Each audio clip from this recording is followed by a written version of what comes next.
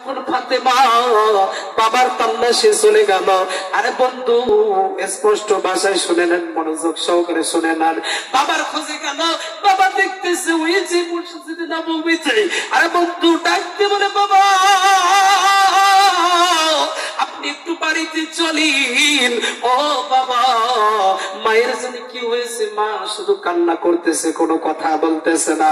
আমার ভাইরানি হযরতে খাদিজা সাধারণ কোন মানুষ নয়, দু জাহানের নবী হযরতে মুহাম্মদুর রাসূলুল্লাহ সাল্লাল্লাহু আলাইহি ওয়াসাল্লামের স্ত্রী হওয়ার পর কবরের ভয়ে কান্না করতেছে, মৃত্যুর ভয়ে কান্না করতেছে। আরে বন্ধু,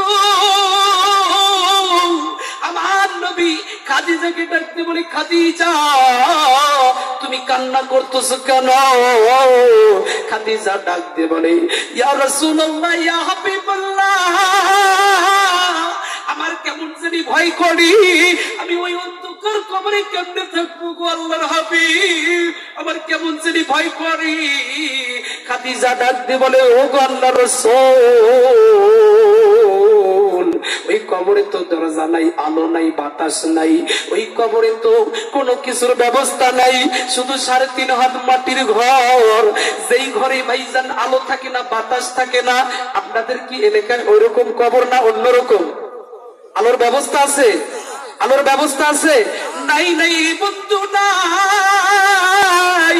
দেখেন একটাবার চিন্তা করে, যখন রূহ নামের পাখিটা বাইর হইয়া গেল, আপনার এই দেহটা আর বেশিক্ষণ এলাকাবাসী রাখতে চাইবে না। আপনার যদি সন্তান ঢাকা শহরে থাকে, 1 ঘন্টা যদি লেট হয়, এলান হয়েছে জোহরের পর মাটি হবে, এলান হয়েছে এশার পর মাটি হবে, 1 ঘন্টা লেট হইলে এলাকাবাসী আর আপনার এই লাশটাকে রাখবে না, বলবে ওর অপেক্ষার কইরো না, তোমরা জানাজার কাজ সম্পূর্ণ করেন। কথা বলেন ঠিক কিনা? আরে বন্ধু দেখেন তো কথাটা বাস্তব কিনা। এমন এক জায়গায় সন্ধ্যার মাগরিবের আযান হয়ে গেলে, যেই জায়গায় কোনো মানুষ যাই না, যেই জায়গায় কোনো মানুষ তাকাই না, ওই যে বাজার দেখা যায়, অন্ধকার জায়গা, মাগরিবের পর কেউ যাইতে যায় না, সেই 3.5 ঘরটা ওই জায়গায় হয় না, বাড়িতে হয়? বলেন তো, বাজারে হয়? অবশ্যই অবশ্যই বাজারে হয় রে বন্ধু। এজন্য হযরতে খাদিজা কান্না করে, ইয়া রাসূলুল্লাহ, ইয়া হাবিবাল্লাহ, আমি শুনলাম ওই কবরে এত ভয়ঙ্কর জায়গা, ওই কবর 7 বিশ্বর জায়গা, ওই কবর পোকামাকড়ের জায়গা। ও গো রাসূল, আমার 3টা আবদার যদি আপনি রাখেন, আমি একটু সাহস পাবো। আল্লাহ রাসূল ডাকতে বলি, খাদিজা বলো তোমার কি চাওয়া? এবার খাদিজা ডাকতে বলি, ইয়া রাসূলুল্লাহ, ইয়া হাবিবাল্লাহ, আমার 3টা আবদার। 1 নাম্বার আবদার, আমার যখন মৃত্যু হবে, আমার যখন দেহ নামের পাখিটা উড়ে যাবে, তখন আল্লাহ রাসূল আপনি আপনার জুব্বা মুবারক দ্বারা আমার কাফনের ব্যবস্থাটা করবেন। বলেন সুবহানাল্লাহ। আমার ভাইরেরি, আরে বন্ধু, খাদিজা ডাকতে বলে, আমার 3য় নম্বর চাওয়া, ইয়া রাসূলুল্লাহ, ইয়া হাবিবাল্লাহ, আমাকে যে কবরে শায়িত করা হবে, ওই কবরের মাটিগুলো একটু আপনি নাড়া দিবেন, ওই কবরের মাটিগুলো নাড়া দিবেন। এরা বন্ধু, সেই নবীকে পাওয়ার জন্য দু জাহানের গাছপালা, পশু পাখি সবাই পাগল। ওই নবী যদি ওই কবরের মাটিগুলো নাড়া দেয়, ওই মাটিগুলো কি কারো সঙ্গে খারাপ ব্যবহার করতে পারে? আমার ভাইরানি, 3য় নাম্বার চাওয়া, খাদিজা ডাক দিয়ে বলে, ইয়া রাসূলুল্লাহ, ইয়া হাবিবাল্লাহ, আমার 3য় নাম্বার চাওয়া, আমার যে কবরে দাফন কাপড়ের কাজ যখন সম্পূর্ণ করা হবে, ইয়া রাসূলুল্লাহ, ইয়া হাবিবাল্লাহ, ওগো আল্লাহর নবী, যখন মুনকার নাকির আসবে, আমার জানি কেমন ভয় করে, ওই মুনকার নাকিরের জবাব আমি খাদিজা দিতে পারবো না। ওগো নবীজি, আপনি আমার হয়ে ওই মুনকার নাকিরের সওয়ালের জবাব দিবেন।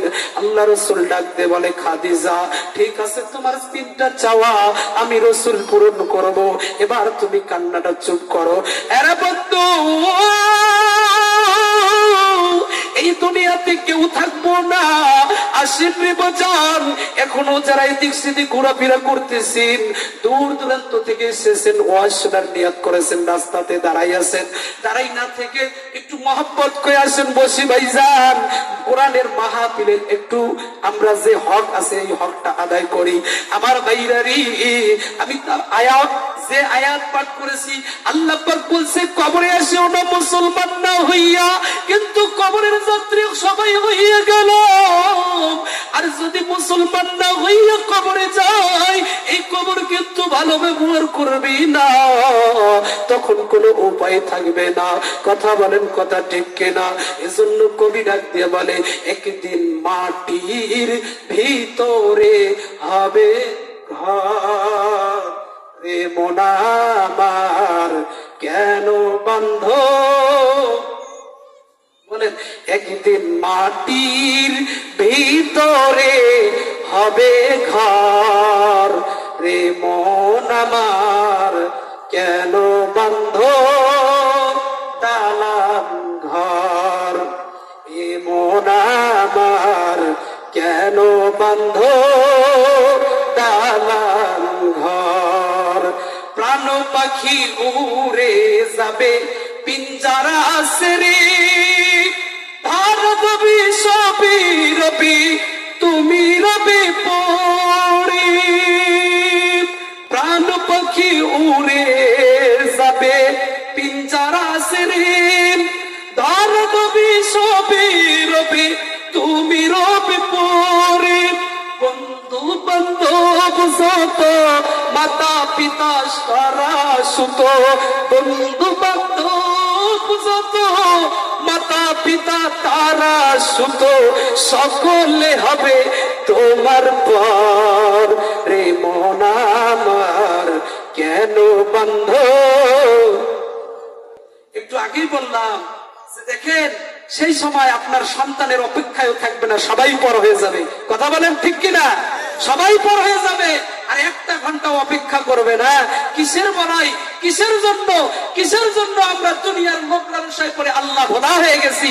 আরে বন্ধু, কবি তারপর কি বলতেছেন, দেহ তোমার চর্মচর গলে পচে যাবে, শিরা উপশিরা গুলি ছিন্ন ভিন্ন হবে। দেহ তোমার চর্মচর গলে পচে যাবে, শিরা উপশিরা গুলি ছিন্ন ভিন্ন হবে। মন্দ মেরুদণ্ড সবই হবে খণ্ড খণ্ড, মন্দ মেরুদণ্ড সবই হবে খণ্ড খণ্ড। পরে রবে সব কিছু মাটির উপর, রে মন আমার কেন বন্ধ দালান ঘর, রে মন আমার কেন বন্ধ দালান ঘর। আমার ভাইরা, আমি যে প্রথমে বলছিলাম আল্লাহ পাক বলছে মুসলমান না হয়ে অন্ধকার কবরে আসিও না। এখন আমরা মুসলমান হতে গেলে মানুষ হতে হবে। আমার ভাইরা আসেন, আমার একটা কথা মনে পড়ে গেল, কথাটা বলি। সেটা কি, এক যুবক আল্লাহর বান্দা রাস্তা দিয়ে যাইতেছে, হঠাৎ দেখতেছে এক হুজুর আসতেছে, হুজুরের সঙ্গে ক্রসিং হইতেছে, মানে যেটাকে কি বলে, কি কাটাকাটি হইতেছে। হুজুর এই দিক দিয়ে আসতেছে আর যুবকটা এই দিক দিয়ে যাইতেছে। হঠাৎ করে দেখা হলো, এই যুবক হুজুরকে ডাকতে বলে, হুজুর আসসালামু আলাইকুম ওয়া রাহমাতুল্লাহ। সকল সর্বপ্রথম সালাম দেওয়া কি সুন্নত, সর্বপ্রথম কি সালাম দেওয়া সুন্নত। তো যুবক সালাম দিছে, ভালো কথা, হুজুর সালাম নিছে। এবার যুবক হুজুরকে ডাক দিয়ে বলে, হুজুর আপনি আমার জন্য দোয়া করেন। দোয়া নেওয়াটা ভালো কথা না খারাপ কথা বলেন তো? হুজুরকে বলছে যে হুজুর আপনি আমার জন্য একটু দোয়া করেন। তখন হুজুর বলল, ঠিক আছে বাবা, আল্লাহ তোমার মানুষের মতন মানুষ বানাক, আমি তোমার জন্য দোয়া করলাম। এই যুবক হঠাৎ করে গরম, যুবক মানুষ তো রক্ত গরম, এই যুবক হঠাৎ করে গরম হয়ে গেল, হুজুর আপনার তো আপনি ঘুরে নেন। হুজুর ডাকতে বলে, যুবক আমার দোয়া আমি ঘুরে নেব, এই কেমন মুসিবত, তোমার কি দোয়া পছন্দ না? এবার যুবক ডাকতে বলে, হুজুর আপনি দোয়া করলেন আল্লাহ যেন তোমার মানুষের মতন মানুষ বানায়। হুজুর দেখেন তো, আপনি দেখেন তো আমার দুটি চোখ আছে না নাই, আমার দুটি কান আছে না নাই, আমার দুটি হাত আছে না নাই, মাথার জায়গায় মাথা আছে না নাই, চোখের জায়গায় চোখ আছে না নাই, নাকের জায়গায় নাক আছে না নাই, সবকিছু তো ঠিক আছে। ও হুজুর আপনি দোয়া করলেন আল্লাহ তোমার মানুষের মতন মানুষ বানাক, এই দোয়া আমার পছন্দ না, আপনার দোয়া আপনি ঘুরে নেন। হুজুর মহা বিপদে পড়ে গেল। কেমন কথা, যুবকের জন্য দোয়া করলাম, যুবক বলতেছে দোয়া ঘুরে নেন। দোয়া করে আবার দোয়া ঘুরে নেওয়া যায়? হুজুর মহা বিপদে। হুজুর দেখতে বলেন যুবক তোমার যদি এই দোয়া পছন্দ না হয় তাহলে এক কাজ করো, আমি একজন আল্লাহর ওলির কাছে তোমাকে পাঠাই দিতেছি, এই ওলির কাছে যাও, তার কাছে দোয়া নাও। কোথায় যাবা? ওই যে ইরাক, ইরাকে যাও, ইরাকে বাগদাদ শহরে ফোরাক নদীর কিনারে একজন আল্লাহর ওলি আছে, সেই ওলির কাছে যা দোয়া নাও। আমার দোয়া যদি তোমার পছন্দ না হয়, এবার যুবক দেখতে বলে হুজুর ঠিক আছে আমি ওই ফোরাক নদীর কিনারে ওই অলির কাছে যাব। অলির কাছে যাওয়ার জন্য রওনা হয়ে গেল। যুবক দোয়া নেওয়ার জন্য অলির কাছে চলে গেল। আমার ভাইরা রে, একদিন, 2 দিন, 3 দিন, 4 দিন এরকম করে 1 সপ্তাহ ওয়েট করার পর আল্লাহর অলির দেখা পাইল। আরে বন্ধু, আল্লাহর অলি তিনি কোন সামান্য অলি নয়, সাধারণত অলি নয়, তিনি একজন অলি, হযরতে খিজির রহমতুল্লাহ আলাইহি। আরে বন্ধু, এই যে ইরাকের ঘটনা পড়লে দেখবেন একজন অলি ছিল ইরাকে, সেই অলির নাম হলো হযরতে খিজির রহমতুল্লাহ আলাইহি। এই খিজির রহমতুল্লাহ আলাইহির কাছে দোয়া নেওয়ার জন্য যুবক গেল। যুবক হুজুরের জন্য 1 সপ্তাহ ওয়েট করে হুজুরের দেখা পাইল। হুজুরকে ডাকতে বলে হুজুর আপনি আমার জন্য দোয়া করেন। এবার হুজুর ডাকতে বলে আজবা তোমার জন্য দোয়া করব, একটা শর্ত আছে। কি আছে? একটা শর্ত আছে। এবার যুবক মহা মুসিবতে পড়ে গেল। পূর্বের হুজুর তো তাড়াতাড়ি দোয়া করে দিল, কিন্তু এখন তো আরো বড় হুজুরের কাছে আসি, বড় মুসিবত। কি শর্ত আবার দেয় আমার ভাইরা রে। এবার যুবক দেখতে বলে হুজুর বলেন কি শর্ত? হুজুর দেখতে বলে যুবক তোমার জন্য আমি দোয়া করব, তুমি 3টা মানুষকে নিয়ে আসবা, তারপর আমি তোমার জন্য দোয়া করব, তার আগে দোয়া করব না আমার বাইরে। এবার যুবক বলে আমি এই ইরাকের নতুন মানুষ, কোথায় 3টা মানুষ পাবো? আপনি আমাকে একটু বলে দেন, আমি 3টা মানুষকে নিয়ে এসে আপনার কাছে দোয়া নেব। আরে বন্ধু সুন্দর কথা। তারপর হুজুর ডাকতে বলে যাও, ওই যে বাগদাদ শহরে বাজারে দেখা যায় অনেক মানুষ সন্ধ্যার পর আসে, হাট বাজার করে, ওখান থেকে 3টা মানুষ তুমি খুঁজে নিয়ে আসো। এবার যুবক তাই করলো, হুজুরের কথা মতন চলে গেল বাগদাদ শহরে যাইয়া। আরে বন্ধু দেখেন মানুষ অনেক দেখা যায়। যুবক মহা মুসিবতে পড়ে গেল, অনেক মানুষ দেখা যায়। আরে বন্ধু পা থেকে গলা পর্যন্ত মানুষের আকার আকৃতি রূপ ধারণ করেছে, আর গলা থেকে মাথা পর্যন্ত চতুষ্পদ জানোয়ার পশু পাখির মতন রূপ, পরিপূর্ণ মানুষ একটাও খুঁজে পাইল না। যুবক মহা মুসিবতে পড়ে গেল। জোরে বলেন আল্লাহু আকবার। যুবক মহা মুসিবতে পড়ে গেল। 3টা মানুষ খুঁজতে বলছে, কিন্তু এখানে একটা পরিপূর্ণ মানুষ পাওয়া গেল না। পা থেকে গলা পর্যন্ত সব মানুষের রূপ ধারণ ঠিক আছে, কিন্তু গলা থেকে মাথা পর্যন্ত চতুষ্পদ জানোয়ার পশু পাখির রূপ ধারণ করে আছে। যুবক তো মহা মুসিবতে। যুবক 1 দিন নয়, 2 দিন নয়, 3 দিন মানুষ খুঁজলাম, মানুষ পরিপূর্ণ মানুষ একটাও পাইল না। এবার যুবক আবার হুজুরের কাছে গেল। হুজুর ডাকতে বলে যুবক তুমি কি পূর্বের হুজুরের দোয়া বোঝো নাই? তুমি কি পূর্বের হুজুরের দোয়া এখনো কি তোমার ব্রেনটে আঘাতে খাই নাই? আরে বন্ধু আল্লাহর ওলিদের এমন কারিশমা পূর্বের হুজুর কি দোয়া দিয়েছে সেটাও মনে করে রেখে যা। আরে বন্ধু, আল্লাহর অলিদের কোনো কিছুর ভয় নাই, অলিরা হয় আল্লাহর বন্ধু। আমার বাইরেরই এবার হুজুর ডাকতে বলে, যুবক পূর্বের হুজুরের দোয়া কি বুঝছো? হুজুর ডাকতে বলে, যুবক ডাকতে বলে, হুজুর আমার তো এবার বুঝে এসেছে আমি কেন পরিপূর্ণ মানুষ খুঁজে পাইলাম না। আরে বন্ধু, এবার যুবক ডাকতে বলে, হুজুর আমার ভুল হয়েছে, আপনি আমাকে ক্ষমা করে দেন। ওই হুজুরের দোয়াটাই আমার ঠিক আছে, আমি ওই দোয়াটাই নিব। আপনি আমাকে ক্ষমা করে দেন, আপনিও আমার জন্য দোয়া করেন, আমি এবার চলে যাই। কিন্তু যাওয়ার আগে একটা কথা, ও হুজুর যাওয়ার আগে কথা, ওই যে আমি বাগদাদ শহরে মানুষগুলো দেখলাম, মানুষগুলো পা থেকে গলা পর্যন্ত মানুষের রূপ ধারণ করেছে, আর গলা থেকে মাথা পর্যন্ত চতুষ্পর জানোয়ার রূপ ধারণ করেছে। এটার কারণ কি আমি জানতে চাই, না জানে আমি যাব না। এরা বন্ধু, ওই যুবক যদি এইটা জানতে চায়, আপনারা সোনাকুলি সরকার পাড়ার লোক, দক্ষিণ সোনাকুলি সরকার পাড়ার লোক জানার দরকার আছে না নাই? কারা কারা জানতেন? লিল্লাহে তাকবীর। হাত তুলে ভাই, তাকবীর, নারায়ে তাকবীর, নারায়ে তাকবীর। ইনশাআল্লাহ আপনারা শেষ পর্যন্ত থাকবেন তো। আজকের প্রধান মেহমান খুব সুন্দর বক্তা, হ্যাঁ আমাদের বড় ভাই খুব সুন্দর ভালো মেহমান, আপনাদের সামনে সুন্দর আলোচনা করবেন। সবাই থাকবেন তো ইনশাআল্লাহ? আল্লাহ পাক সকলকে শেষ পর্যন্ত থাকার তৌফিক দান করুন। তাহলে আপনারাও এই ঘটনাটা জানার দরকার আছে যে পরিপূর্ণ মানুষ কেন পাওয়া গেল না। বলবো একটু পরে বলবো, এখন বলবো না। মনে রাখিয়েন, ওই একটা ঘটনা ওখানে রাখিয়ে দিছি। আবার এখানে এই যুবক জানতে চেয়েছে যে পরিপূর্ণ মানুষ কেন পাওয়া গেল না, এটাও বলবো। যে মানুষ কেন পাওয়া গেল না এটা বলবো, কিন্তু তার আগে বন্ধুরে আমার দেখেন, আমাদেরকে পরিপূর্ণ মুসলমান হইতে বলছে আল্লাহ পাক। মুসলমান কেমন মুসলমান হতে হবে? এরকম মুসলমান হতে হবে, এক যুবক আল্লাহর নবীর রওজা জিয়ারত করার জন্য নিয়ত করেছে, কিন্তু সেই সময় ওই যুবকের কাছে কোনো টাকা পয়সা ছিল না। একটা ঘোড়ার ব্যবস্থা করেছে। কিসের ব্যবস্থা করেছে? ঘোড়া। এই ঘোড়া নিয়ে যাবে আল্লাহ রসুলের রওজা জিয়ারত করার জন্য। মুফাসসিরগণ কিতাবে লেখে যে তার বাড়ি থেকে 350 কিলোমিটার দূর মদিনা শরীফ। কত কিলোমিটার দূর? 350 কিলোমিটার দূর।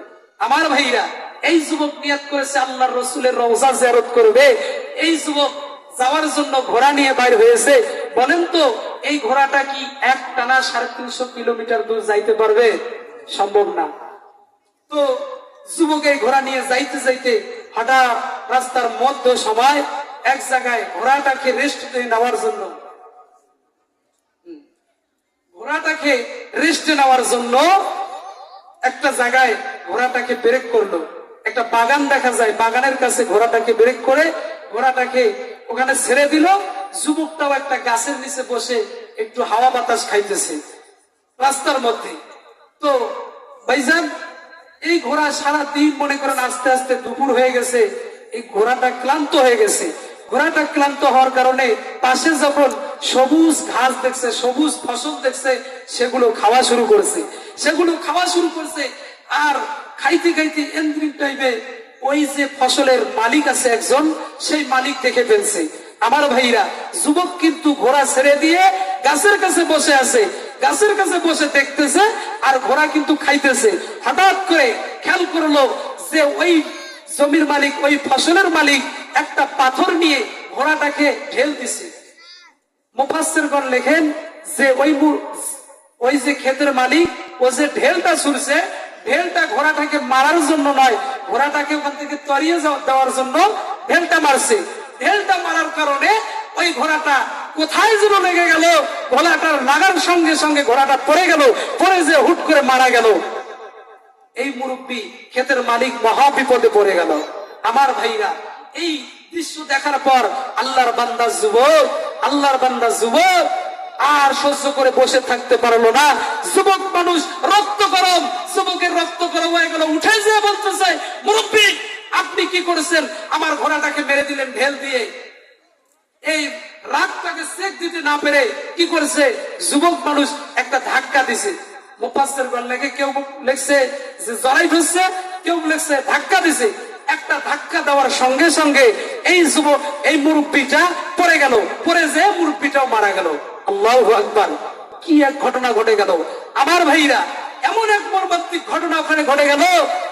মুরব্বী তো ঘোড়া মারছে, মুরব্বী কি মারছে? ঘোড়া মারছে, ছোট্ট একটা অপরাধ। কিন্তু এই যুবক কি মারছে? মুরব্বীকেই মেরে দিছে, বিশাল বড় অপরাধ করেছে। আমার ভাইরা, এই অপরাধ করে আল্লাহর বান্দা যুবক এখান থেকে পালিয়ে যাওয়ার জন্য চিন্তা ধারণা করতেছেন। আমার ভাইরা, একটু জিকির করি, লা ইলাহা ইল্লাল্লাহ, লা ইলাহা ইল্লাল্লাহ। আপনারা একটু সবাই এই ফাঁকা জায়গাগুলো পূরণ করে একটু পরিবেশ তৈরি করি, কোরআনের আদব রক্ষা করি। আমার ভাইরা, কোরআনের আদব রক্ষা করি, কোরআনের একটু মহব্বত সবাই নেই। আসেন, এখানে কোরআন আছে, কোরআনের আলোচনা হইতেছে। কোরআনের যত কাছে যাবেন তত ভাই আপনার দিল পরিষ্কার হবে। আসেন, একটু মহব্বত করে ভাইজান, একটু কষ্ট করে আসেন। কষ্ট হইলো ভাইজান, একটু কষ্ট করে আসেন। লা ইলাহা ইল্লাল্লাহ, লা ইলাহা ইল্লাল্লাহ, লা ইলাহা। ফাঁকা জায়গাগুলো পূরণ করে সবাই একটু বসি ভাইজান, একটু মহব্বত করে আসি ভাইজান, কোরআনের মহব্বতে আসি। আসেন, লা ইলাহা ইল্লাল্লাহ, লা ইলাহা ইল্লাল্লাহ, লা ইলাহা ইল্লাল্লাহ, মুহাম্মাদুর রাসূলুল্লাহ। আলোচনা কি চলবে? চলবে না শেষ করে দেব? এই ঘটনাটা বলবো, ইনশাআল্লাহ শুনবেন তো সবাই? ইনশাআল্লাহ দুই হাত তুলে দেখান কারা কারা শুনবেন না। আল্লাহু আকবার। আপনারা শুনবেন ইনশাআল্লাহ, নিয়ত আছে, কিন্তু হঠাৎ করে আজকে হাত তুলে দিছি। যাই হোক, আমার ভাইরা, এবার যুবক মহামুসিবতে পড়ে গেল। যুবক এখান থেকে পালিয়ে যাওয়ার জন্য চেষ্টা করতেছি, কেউ তো আশেপাশে দেখে কোন লোক দেখা যায় না, কেউ তো দেখে নাই এই মর্মান্তিক ঘটনা। আমি যদি চলে যাই কেউ আমাকে ধরতে পারবে না। হঠাৎ করে যুবক চলে যাওয়ার জন্য উদ্দেশ্য করল। যুবকের মনে পড়ে গেল, কেউ যদি না দেখে, দেখেন কে? আরো জোরে বলেন, দেখেন কে? আরে বন্ধু, এই যুবক আল্লাহর বান্দা। হঠাৎ করে মনে পড়ে গেল, কেউ দেখতেছে না, আমার আল্লাহ দেখতেছে। এই মুরব্বীকে যদি এখানে আমি রেখে চলে যাই, আজকে না হয় আমি ভালো হয়ে পার হয়ে যাব, কিন্তু কাল কিয়ামতের মাঠে যখন আমার আল্লাহ আমাকে ধরবে, আরে বন্ধু, কেমন মুসলমান হতে হবে? এই যুবক তার পরিচয় দিয়ে দিল কোন